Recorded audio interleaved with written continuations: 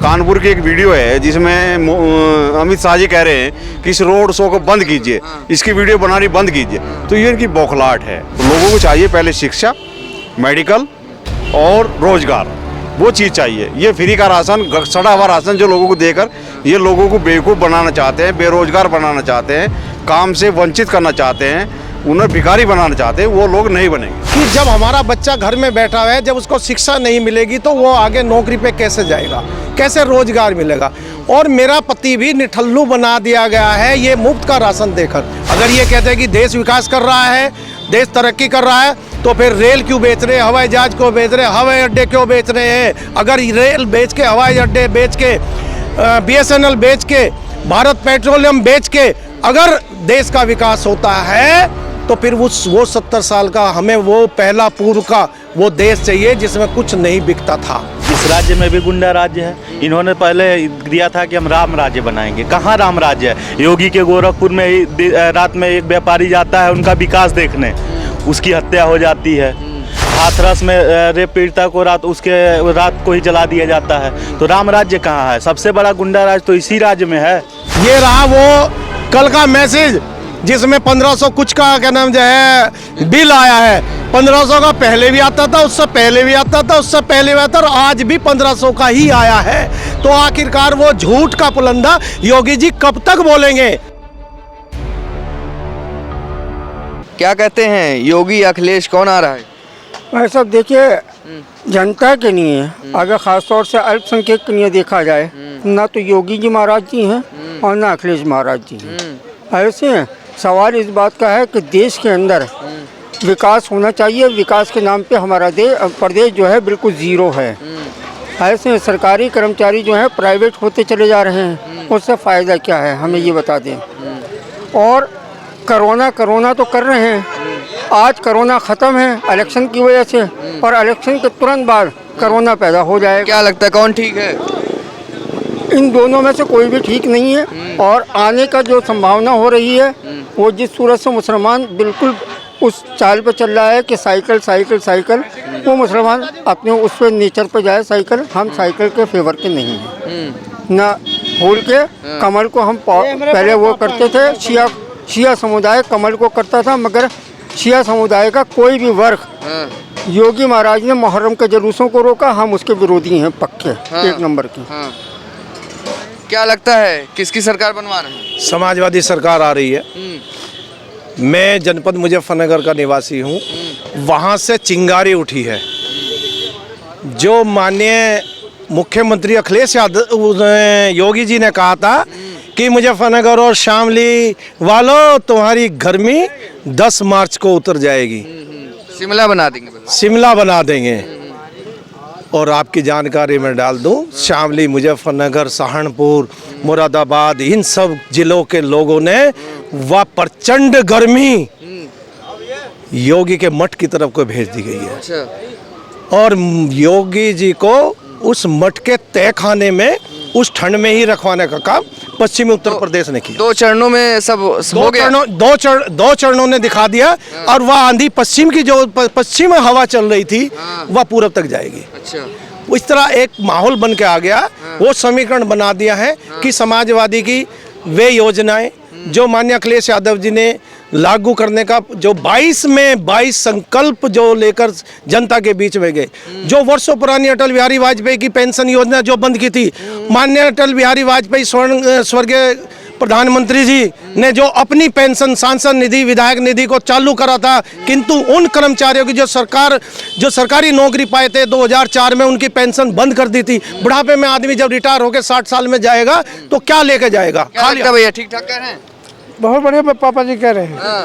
अखिलेश सरकार बन रही है। अखिलेश यादव क्या लगता है, क्या इतना बढ़िया किए अभी कि उनकी सरकार बननी चाहिए?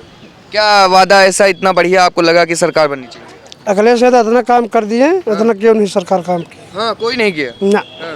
जो अभी सरकार चल रही है इनमें 5 काम नहीं गिना पाएंगे। हाँ, 5 काम नहीं गिना पाएंगे।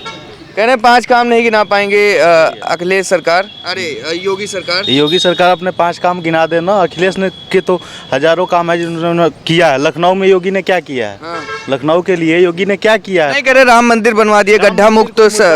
राम मंदिर कोई मुद्दा नहीं। राम मंदिर योगी ने नहीं बनवाया, राम मंदिर सुप्रीम कोर्ट ने बनवाया है, ठीक है। और उसी राम मंदिर के नाम पे ये वोट लेते थे।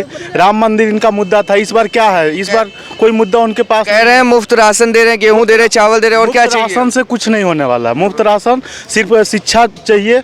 इन्होंने स्कूल बंद रखा है। सबसे बड़ी ये केरल ये सोचते हैं कि अगर हम शिक्षा देंगे तो उत्तर प्रदेश केरल की तरह बन जाएगा। केरल एक भारत का सबसे शिक्षित राज्य है जहां इनकी नहीं चल पाती, इसलिए केरल में आज तक भाजपा की कभी सरकार नहीं बनी है, ठीक है। और अखिलेश ने इतना काम किया है जिसका इन्होंने 5 साल फीता ही काटते रह गए। गाँव में इनके विधायक जा रहे हैं, दौड़ाए जा रहे हैं। क्यों दौड़ाए जा रहे हैं? ये जो पुराने विधायक सपा कार्यकाल के थे उनके शिलापट हटा के अपना लगवा रहा है। तो ये मुद्दा है इनका। क्या लगता है ठीक ठाक कह रहे हैं लोग? बिल्कुल ठीक कर रहे हैं।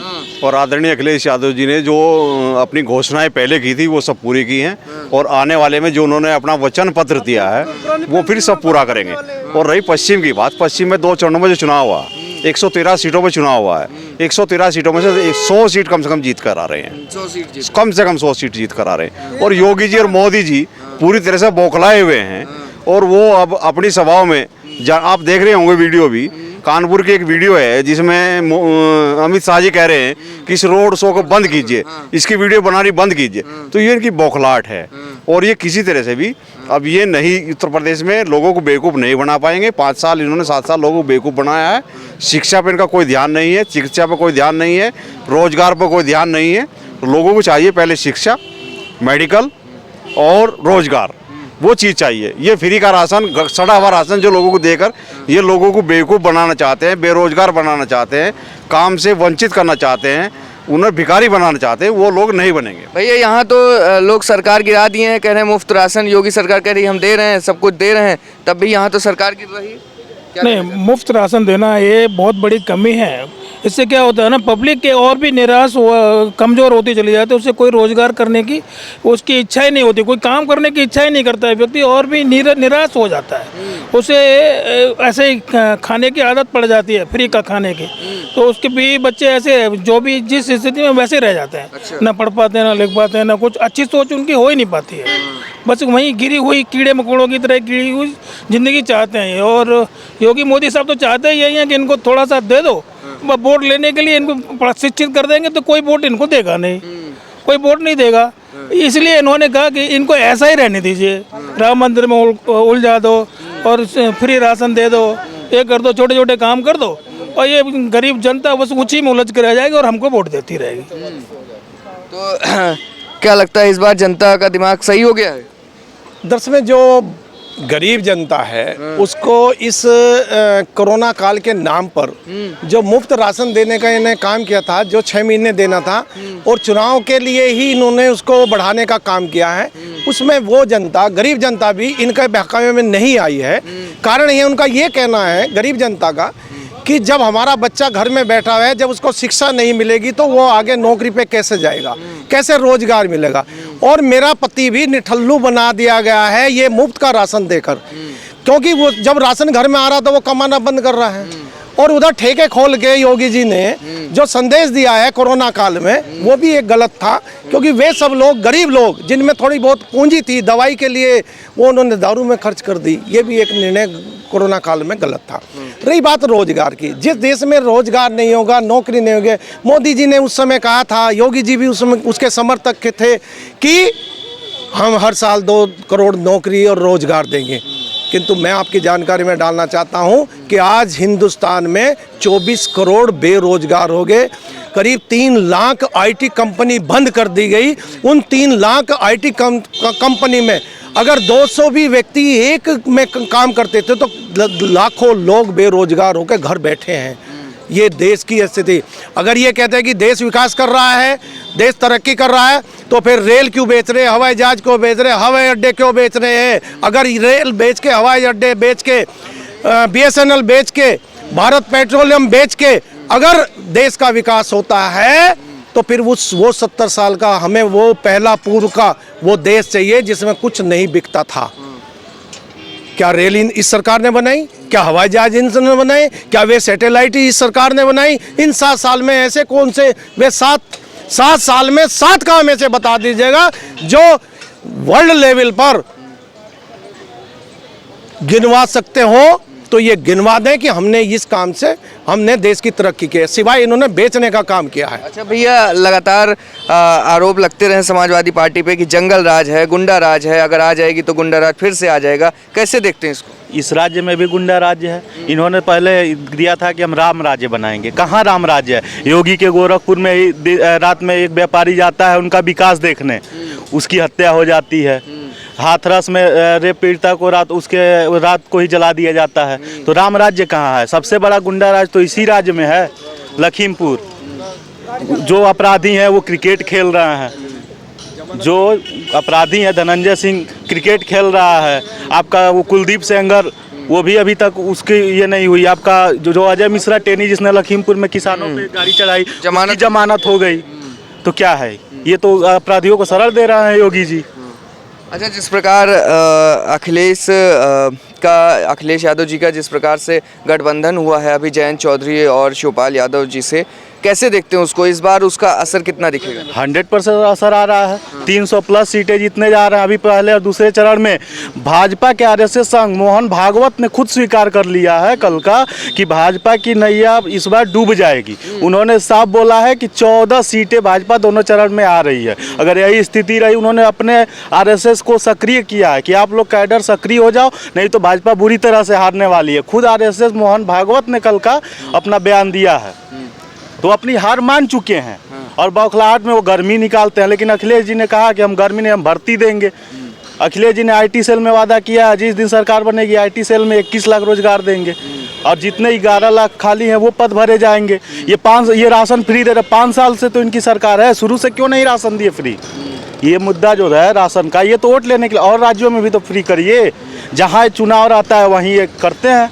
गरीब को, दलित वर्ग को क्या चाहिए? छोटे वर्ग गाँव में उनको राशन मिल रहा है, बस उसी पे खुश है। लेकिन जनता इस बार समझ चुकी है, पूरी तरह से इनको नकारने जा रही है। उत्तर प्रदेश में सपा की प्रचंड बहुमत सरकार बनने जा रही है। अच्छा, इस देश का युवा भी काफ़ी कुछ तय करता है, तो क्या लगता है भैया किसकी सरकार बन रही है इस बार?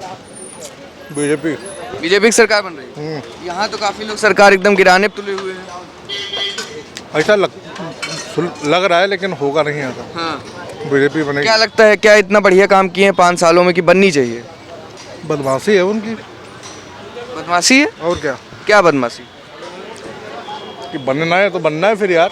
अच्छा, और क्या? विकास काम तो तेल लेने का हाँ, उससे मतलब नहीं है, बस सरकार बननी चाहिए। एक बात और बताना चाहूँगा जी बताएं। मान्यवर, इन्होंने जैसे ही माननीय अखिलेश यादव जी ने 300 यूनिट फ्री बिजली की बात करी थी और उसका एजेंडा दे दिया और अपने संकल्प पत्र, घोषणा पत्र में जारी कर दिया, तभी 3 दिन के बाद में योगी जी ने कहा कि हमने घरेलू विद्युत और उनके किसानों के सभी के विद्युत बिल आधे कर दिए रेट।